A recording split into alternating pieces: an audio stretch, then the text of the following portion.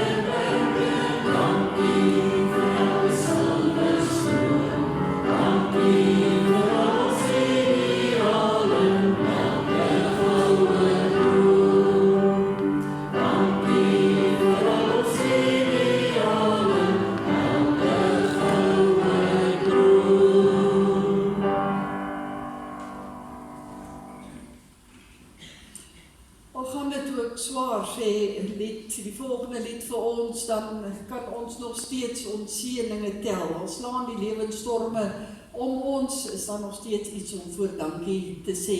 En ons sing dan van hierdie lied ook beide die verse. Oh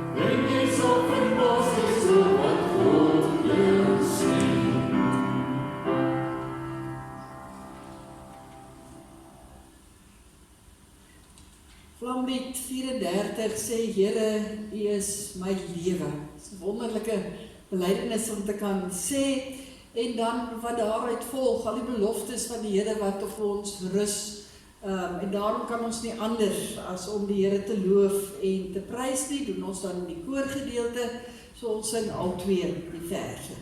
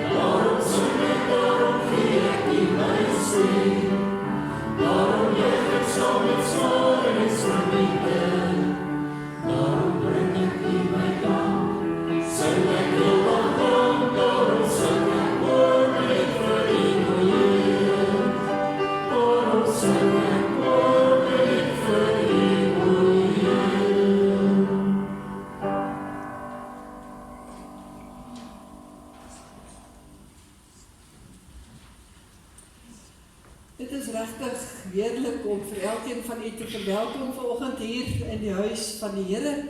Ek glo dat die Heilige Gees elkeen aangeraak het om ook hier te wees vanoggend, en mag die Gees dan ook met ons besig wees, ook deur sy woord en sy teenwoordigheid hier in die huis van die Here. Baie welkom aan al ons besoekers. Hier is van jong tot oud wat by ons kuier ook vandag. Lekker om elkeen ook weer te sien. Daar is 'n paar aankondigings wat ek net wil uitlig. Dit is nou amptelik vakansietyd. Dink ek vir die meeste skooliere en studente vir so rukkie. So dalk moet ons net die ouers ook op die gebedslysie plaas vir die kinders wat besig hou. Of die grootouers, nou moet ek daar dink. Maar ja, ons volg die gewone, nie die weekprogram nie, die vakansieprogram, so die Bybelstudies, alles is so 'n bietjie af. Ons self, ek en Alfred, gaan ook van môre af met verlof. Dink maar aan my ouma gaan 2 kleintjies oppas. Ek het gesien toe hier van hulle inkom, dit wag vir my. Maar ja, ons sal dit maak. En dan, so vir 2 Sondags is ons nie hierso nie, maar jy sien, daar is 2 persone gereël wat van Potchefstroom kom om ook hier dan te kom instaan. En daar is ook 2 orgelistes, as dan die ook so 'n bietjie afgaan. Ek dink ek het hulle net verkeerd om. Maar daar sal iemand wees. En dan wil ek net uitlig by ons gebedsversoeke. Ag, dink asseblief aan elkeen van die persone. Ek het nou daar in die konsistorie hulle so deurgegaan sodat die ouderlinge en diakens ook net bietjie kan opvolg terwyl ons nie hier is nie, maar almal van hulle het regtig die voorbidding nodig. Op hierdie oomblik is Pieter Alberts nog in die hospitaal. Hy word dalk vandag ontslaan. En dan ook oom Willie Randels se gesondheid het ook baie versleg die afgelope rukkie. Hy is op die oomblik ook by sy dogter aan die rand, so ons bid ook asseblief vir hom en vir Tannie Launa. Dan al die ander mense ook daar, ook by ons huise met kruise. Ons is ook bewus daarvan dat baie van ons gemeentelede erg deurloop, nie net onder 'n verkouetjie nie, dit is al erg genoeg, maar dan ook sommer griep en dan kom al die groter ander woorde by.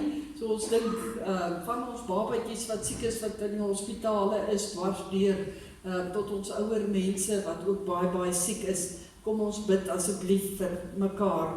Dan op die volgende bladsytjie gaan die maar net so weer ietsie sien oor die koue voete warm harte. Die indelings is daar al so 'n bietjie vir volgende kwartaal.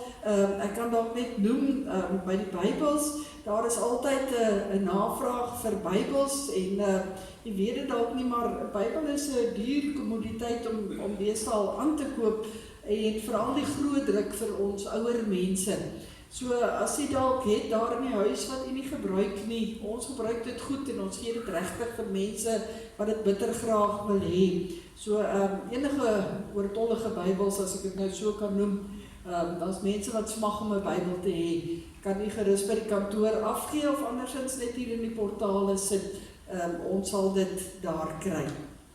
Dit dan wat ons afkondigings betref, ek maak verskoning vir Alfred, hy is by Cederpark gemeente vanoggend. Ons gaan stil word in die naam van die Here. Amen.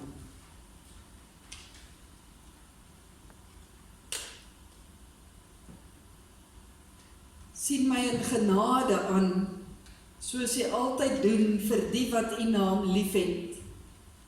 Laat u woord my op die regte pad hou.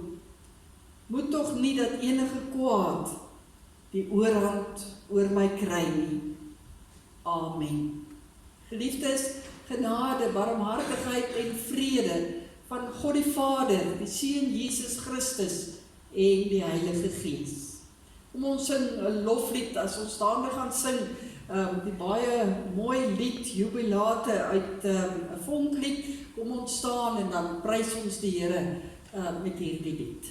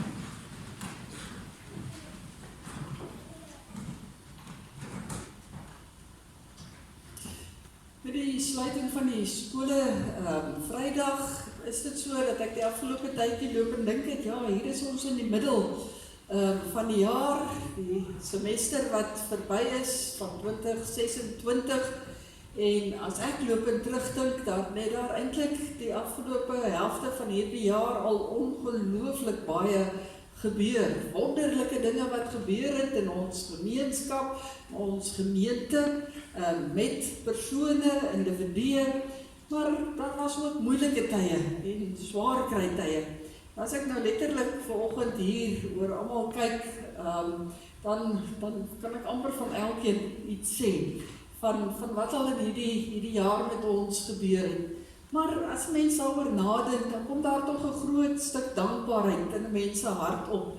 Veral die mooi tye wat ons al hierdie jaar kon beleef, maar ook dankbaarheid dat die Here ons gedra het en by ons was, vir ons geseën het, ook in die moeilike tye wat ons gehad het. En daarom wil ek hê dat ons vanoggend net so 'n paar oomblikke stil word en ook iets van ons dankbaarheid ook aan die Here verwoord en ons gaan in die prediking ook daarby stil staan. Maar in hierdie gedeelte, elkeen kan in sy eie of sy of haar eie lewe dink, wat is daar sover in hierdie jaar waarvoor ons kan dankie sê?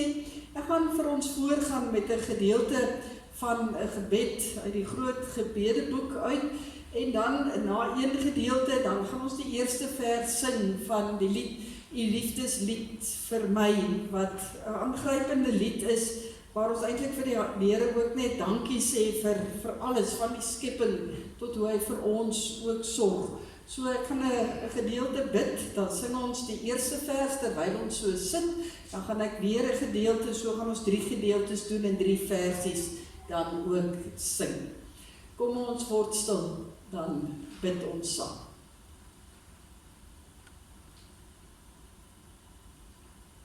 Here my God, so stil weg en so eg, toon U aan my wie U is, die skepper van alles wat goed is. U gee aan my die lieflikste dinge, U maak my gelukkig wanneer ek daarom vra, en selfs lang voordat ek daarvoor vra. U skenk aan my die een verrassing na die ander, U gee aan my liefde, U is liefde, U omring my met mense vol liefde.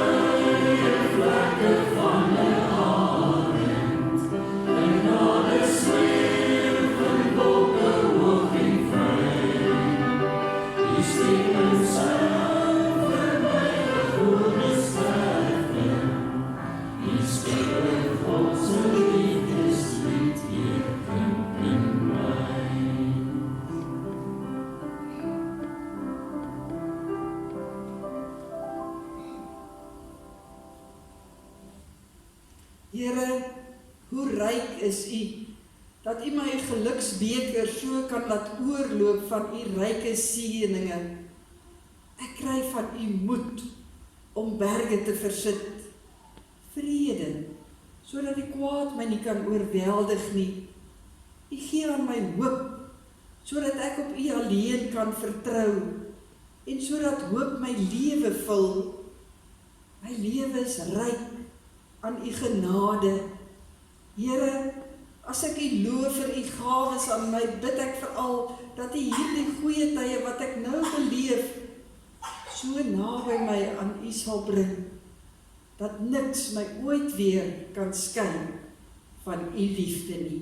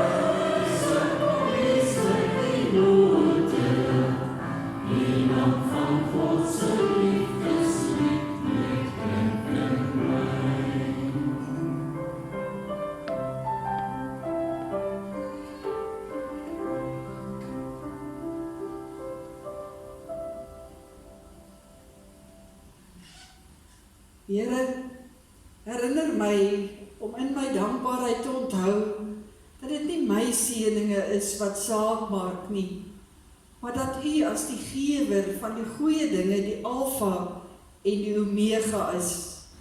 Meer as oor alles wat ek so oorvloedig van U ontvang, wil ek veral juig in blydskap, omdat dit U is wat dit aan my gee. Ek loof U as die skepper van alle goeie dinge, wat die wêreld en al die oorvloed daarin met U skepsele deel. Hoe kan ek U ooit genoeg dank daarvoor?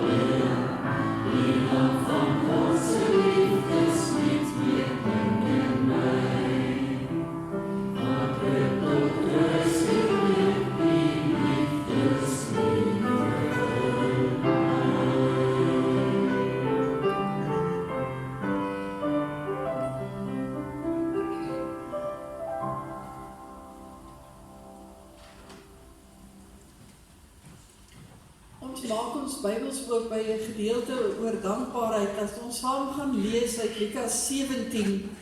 Lukas 17 van vers 11 tot en met vers 19 waar Jesus die 10 melaatse mans genees.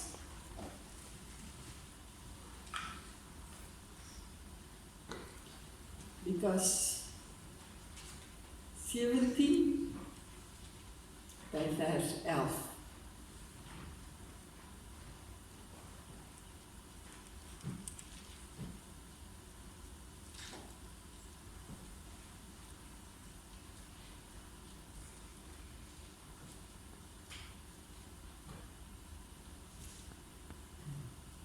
Ons so die plek het in die Bybel of op ons selfone, dan lees ons saam daarvan vers 11 af. Op sy reis na Jerusalem toe het Jesus al met die grens tussen Samaria en Galilea langs gegaan. Net toe hy 'n sekere dorpie wou binnegaan, kom 10 melaatse mans hom tegemoet. Maar hulle bly op 'n afstand staan en roep hard: "Jesus, Here, ontferm U oor ons." Toe hy hulle sien, sê hy: "Gaan wys julle vir die priesters." Op pad daarheen het hulle gesond geword. En een van hulle, toe hy sien dat hy genees is, het omgedraai en God hardop geprys. Hy het voor die voete van Jesus neergeval en hom gedank. Hierdie man was 'n Samaritaan. Toe sê Jesus: "Was daar nie 10 wat gesond gemaak is nie? Waar is die ander 9 dan? Is daar niemand anders wat omgedraai het om God die eer te gee behalwe hierdie man wat nie eers 'n Jood is nie?"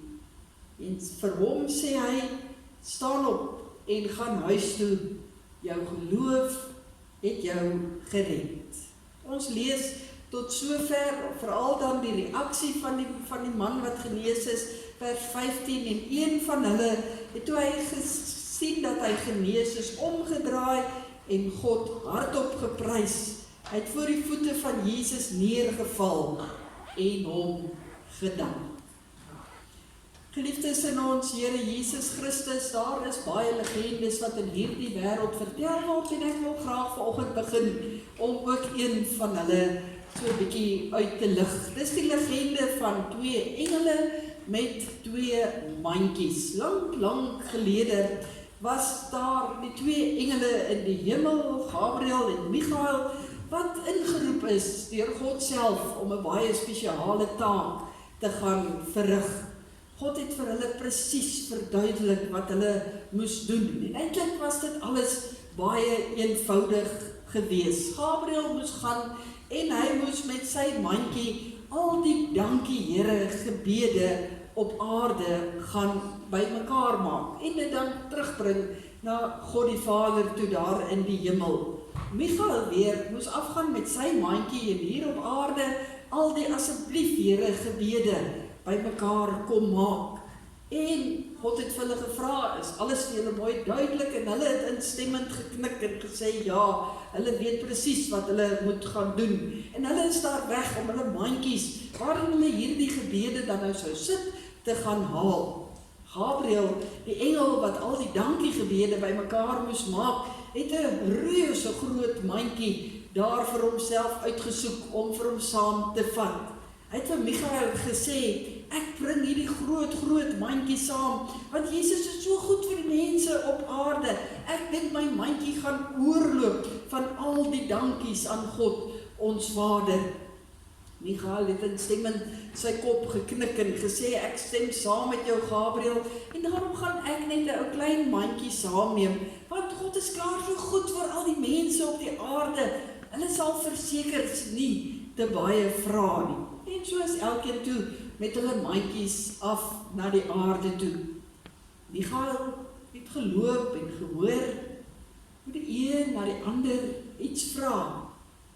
Kind wat 'n fiets vra, 'n arme man wat kos gevra het, dogtertjie wat gevra het dat haar maats asseblief nie so lelik met haar moet wees by die skool nie, seentjie wat gevra het hy tog plek in span sou kry, man wat gevra het vir werk, ag en nog baie ander, asseblief tog Here gebede.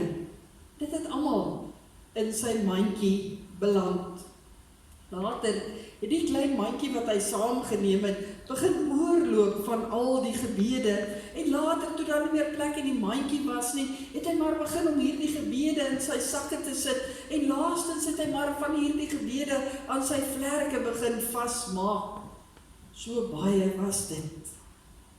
Gabriel aan die ander kant het al singend afgevlieg na die aarde toe, maar so terwyl hy op die aarde beweeg het sy singery al hoe minder en minder geword, omdat sy dankie sê mandjie dol leeg gebly het. Ten einde ten laaste het hy maar ophou sing, want hy was so bang, dat hy dalk net miskien weens sy singery nie die dankiegebede gehoor het nie. En uiteindelik het 'n klein kindjie gehoor wat daar bid, dankie Jesus vir 'n lekker dag. En hy kon ook 'n ou vroutjie hoor wat sê dankie vir die dag wat sy gehad het, en hy het hulle kosbaar in sy groot mandjie gesit. En so het hulle teruggekeer na die hemel. Albei van hulle eintlik nogal hartseer. Hartseer dat mense so maklik kan vergeet om vir God dankie te sê, en so baie het om voor te vra. In die hemel het hulle die mandjies voor God se voete neergesit. God het na hulle hartseer gesigte gekyk en gesê, toe maar, eendag sal almal vir my dankie sê. Bring dadelik daardie asseblief mandjies nader, dat ek kan kyk hoe ek my kinders kan help. Baie eenvoudige legende wat handel oor dankbaarheid, maar wat ook handel oor ondankbaarheid. Dieselfde as dit waaroor ons skrifgedeelte wat ons saam gelees het vanoggend ook gaan. As ons vandag begin deur te kyk na ons verhoudings net onderling met mekaar, dan is dit eintlik nogal afskokkend om te sien hoe ons as mense eintlik verskriklik ondankbaar net in ons verhoudings met mekaar al kan optree. En tog is die meeste van ons van klein tyd al hierdie towerwoorde geleer om dankie te sê. Doch word dit al hoe meer en meer asof dit nie meer deel is van ons leefstyl nie. Dis al asof die mens van vandag al hoe meer net dinge meer van selfsprekend aanvaar. Dit moet maar net eenvoudig so wees. Dit voel vir my of die mensdom al hoe minder dit reg kry om vir mekaar en vir dit wat ons het, waardering en erkenning te gee van waar dit vandaan kom. En ek sou vanoggend nou kon vasval en begin voorbeelde noem, Maar ek dink ons almal kan self aan genoeg voorbeelde ook dink. Want dit lyk asof dankbaarheid nie meer 'n gawe is wat regtig voluit geleef word in hierdie wêreld nie. Ook nie altyd eers deur kinders van die Here voluit geleef word nie. En dan begin 'n mens wonder, maar waarom is dit so? Is dit sommer maar net onnadenkbare nalatigheid, dat ons so 'n bietjie vergeet om dankie te sê, dat dit maar vanselfsprekend moet wees? Of dink ons hier in ons agterkoppe, is nie nodig om dankie te sê nie, want die lewe skuld my dit, ek moet dit eintlik kry. Maar dan moet ons ook vra, hoe lyk dankbaarheid in ons geloofslewe? Hoe lyk dankbaarheid en watter rol speel dankbaarheid in ons geloof? Ervaar ons dieselfde in ons geloofslewe oor dankbaarheid as dit wat ons in ons alledaagse lewe dalk ervaar?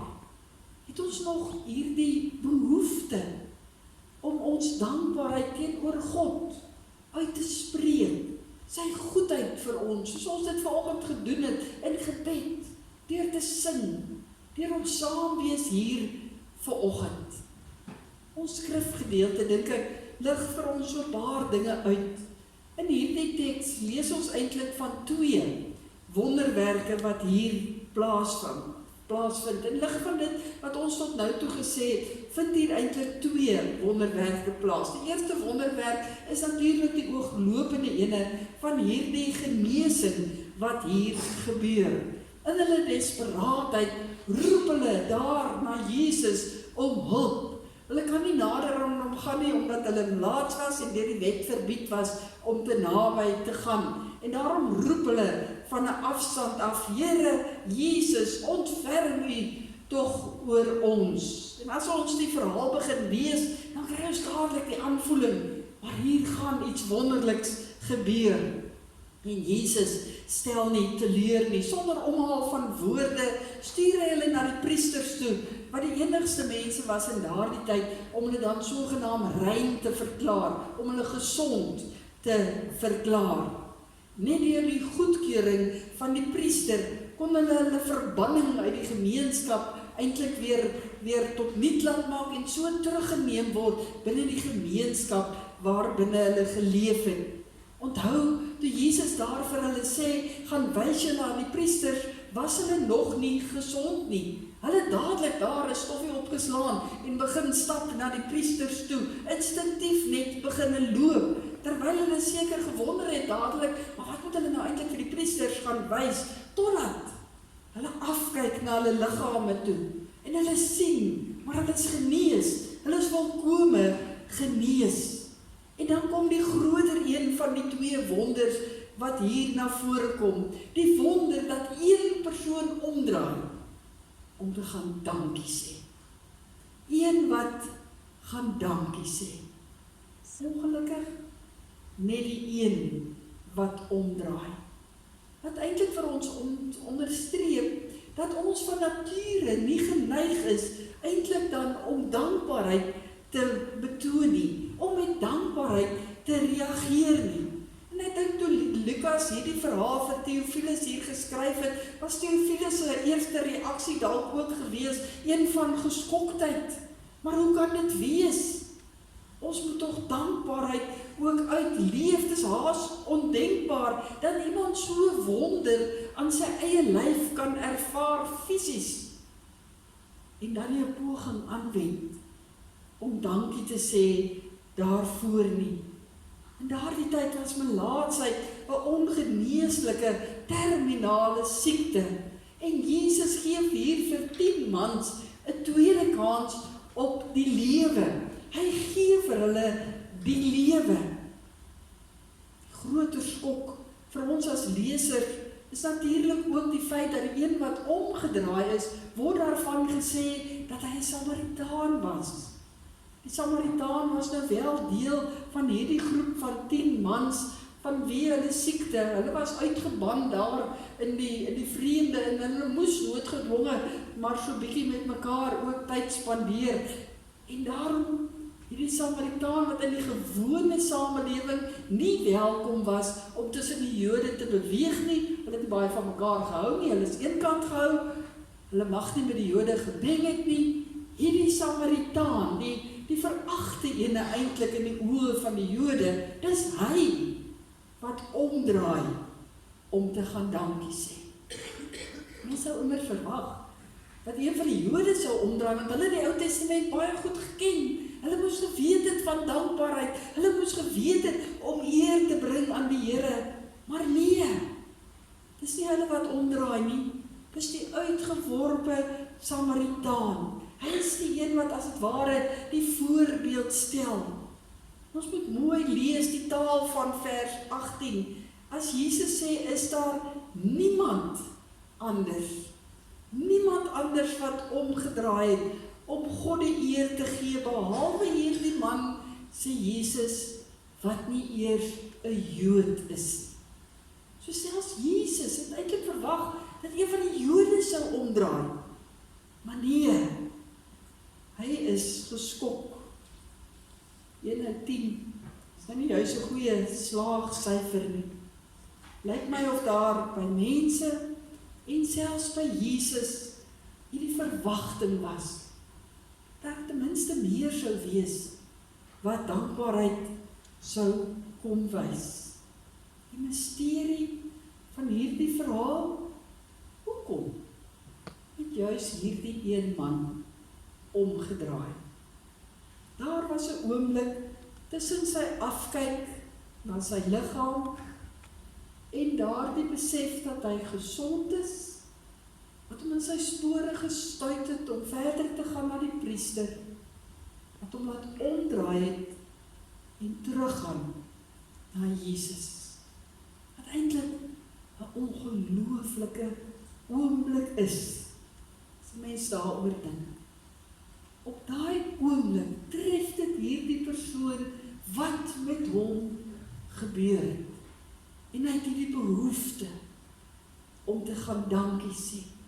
Hy snap hierdie verband tussen die gawe wat hy ontvang het en wie die gewer van hierdie gawe ook was. En hy besef, maar iets tussen hierdie gawe en die gewer van hierdie gawe, lê daar iets onafgehandel. Hy kan nie hierdie gawe gaan geniet, hy kan nie die lewe verder kan geniet, as hy nie gaan dankie sê vir die gewer daarvan nie.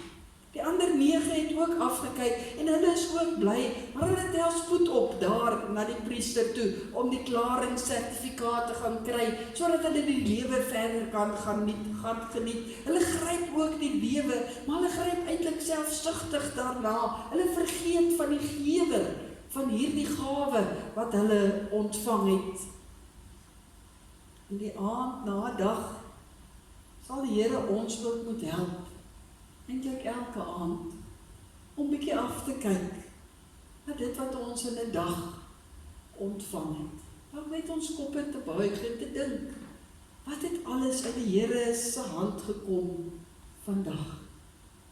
Hoeveel gawes het ons ontvang? Deur genade alleen. En net miskien, as ons regtig weer dink, wat die Here alles vir ons skenk, sal daar by ons ook ietsie snap tussen die gawes wat ons kry en die gewer van daardie gawes, sodat ons nie anders kan as om vir God daarvoor te dank. En ek dink as ons regtig moeite doen om net so 'n bietjie daaroor te gaan dink, gaan ons verras wees van hoeveel daar is waarvoor ons dankbaar kan wees. Die Samaritaan het seker nie lekker geweet wat hy moet gaan doen daar by Jesus nie. Hy het net geweet, hy moes by hierdie gewer van die gawes, moes hy uitkom. Op 'n of ander manier moes hy iets van sy dankbaarheid gaan betoon. En dit wat hy by Jesus gaan doen, klink dan ook so half bietjie deur mekaar en impulsief, half onbeholpe, maar beslis baie opreg. Dit kom uit sy hart uit. En dit sê iets van sy manier van dankie sê. Want toe hy daar omdraai, wat is die eerste ding wat hy doen? Hy begin God prys hardop, sodat almal dit kan hoor, 'n getuienis eintlik wat hy gee, dat hy genees is. Die woordjie wat hier gebruik word in Grieks is doxazo, wat beteken om God te eer, om alle lof aan die Here te gee, om vir God erkenning te gee vir sy goedheid. Ons soek mos as mense gewoonlik in onsself al die eer, maar hier is dit die wonder dat hierdie man reageer om te sê, maar aan God al die eer, dis hy wat die wonderwerk gedoen het. Hy gee vir God die eer wat hom toekom. Alles. Maar hy hou nie op nie. Hy gaan val voor Jesus se voete neer. En ek wonder partykeer, hoekom het hy juist daardie impuls gehad om voor Jesus se voete neer te val? Maar ons kry dit ook nog op baie ander plekke in die woord van die Here. Letterlik staan hier, hy het op sy gesig voor God, voor Jesus neergeval. En om op jou gesig voor die Here neer te val, is 'n styl van aanbidding. Maar terselfdertyd is dit ook 'n manier van oorgee aan die Here. Om te sê, maar Here, U is soveel meer as ek. Ek gee myself as 'n offer aan U. U is so groot, ek kan nie anders as om voor U neer te val nie. In die noodkreet van die melaatses het ons 'n aanduiding gekry dat hulle geweet het wie Jesus was, want hulle het hom by die naam geroep en hulle het vir hom om hulp gevra, so hulle het al gehoor dat hy die een is wat wondere doen. En eintlik staan hierdie man dan hier voor Jesus, sy meester, wat seggenskap gehad het oor sy lewe en wat vir hom die lewe gegee het. En dan weet ons as Christene, later het Jesus letterlik sy lewe gegee, sodat ons die lewe voluit kan hê, nie net hier op aarde nie, maar uiteindelik ook die ewige lewe. En daarom val hierdie man voor Jesus neer, word sy dankbaarheid eintlik 'n offerhandeling. Soos ons lewens eintlik elke oomblik 'n offerhandeling voor God moet wees, vir elke gawe wat hy vir ons gee. En dan in die derde instansie gaan hierdie man, en hy het hom gedank, lees ons in hierdie verse, en die woordjie vir gedank hierso beteken letterlik om 'n gawe vir iemand te gee. Ons sê dankie is 'n woording. Ons leer ons kinders, as jy iets kry, dan sê jy dankie, en daar bly dit. Maar hierdie woordjie sê eintlik vir ons iets meer, om regtig ook iets terug te gee vir dit wat jy ontvang het, 'n offerhandeling. En daarom as hy vir Jesus ook dank, dan gee hy eintlik ook homself oor aan Jesus. En daarom dat Jesus hom huis toe stuur met die woorde, jou geloof het jou gered. Want daardie man het tot die oomblik toe hy val daar voor Jesus, homself gegee vir die Here. So dankbaarheid is nie net 'n sê-aksie nie, is nie net 'n mooi woordjie wat ons moet hoor nie, is om jouself in totaliteit vir Jesus oor te gee. Dis ook 'n gee-aksie. Jy sê dit met die mond, maar jy doen dit met jou lewe. Alles behoort aan die Here. Jy gee jou hele lewe vir hom. In hierdie hoofstuk, van hoofstuk 17, stort God sy seëninge uit oor hierdie melaatse mense. Een draai terug en hy beleef die dubbele seën, naamlik nie net om liggaamlik gesond te word nie, maar ook geestelik, vir Jesus te ontmoet en na gees genees te word, om uiteindelik die volle lewe te kan ontvang. Vers 11 van hierdie gedeelte het begin deur te sê dat Jesus op reis was na Jerusalem. Jerusalem, daar waar die Jode gewoond was om heen te gaan, om hulle dankbaarheid ook te gaan wys by die tempel.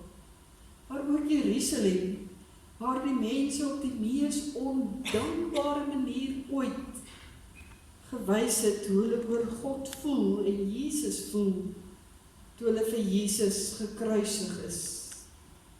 Dit is ook daar waar Jesus homself op die altaar sit en hom offer, sodat ons die verlossing en uiteindelik die lewe kan kry.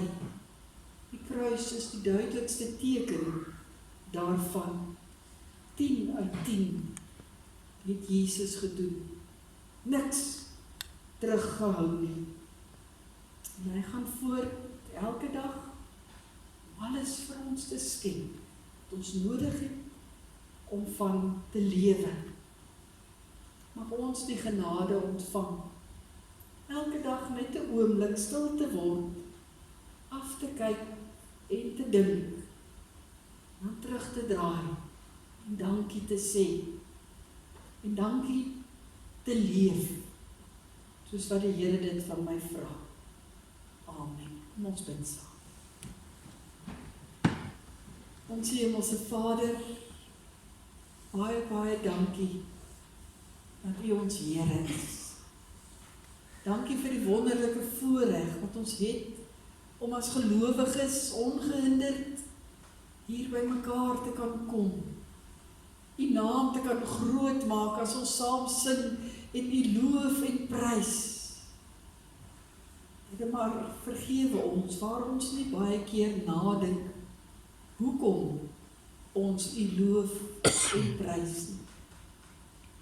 Eintlik agter elke stukkie lof wat ons vir U bring, moet ons iets van ons eie lewe raak sien, van hoe U genade en U seëninge oor ons uitstort. Dan sal ons lofliedere soveel meer word, soveel meer uit die hart uitkom, uit ons lewens uitkom. Here, en as ons hier uitgaan en gaan leef, dan ontvang ons elke oomblik iets van U genade, U liefde, U sorg, U omgee. Ag Here, wat ook al ons nodig het, is U daar. Here, vergewe ons weer eens, as ons dit nie besef nie, en nie stil word, om te sê dankie, en waarlik voluit, 'n dankbaarheidslewe te leef nie. Waar ons heeltyd op soek is, na wat die minste is wat ons vir U kan gee, dat ons eerder, Here, op soek sal wees van ons hele lewe meer en meer vir U kan gee. Mag ons daartoe aangemoedig wees deur hierdie verhaal wat ons van gelees het in U woord vanoggend. As ons terugdink aan 'n semester of 'n helfte van 'n jaar wat verby is, dan is daar soveel uitstaande tye wat U ons ongelooflik geseën het as 'n gemeente, as lidmate, as individue. Here, daar is tye wat ons swaar gekry het, maar wat ons dan ook van kan getuig. U het ons gehelp, U het ons gedra, vir ons gebring tot in hierdie oomblik, waar ons bid voor U sit. Dankie daarvoor. Geef vir ons die genade, dan in dankbaarheid vir U verder te gaan leef. Ons loof en ons prys U, Here, en ons gaan hier uit met harte wat oorloop van dankbaarheid. Amen. Daar is geleentheid om die Here te vereer met 'n offergawe.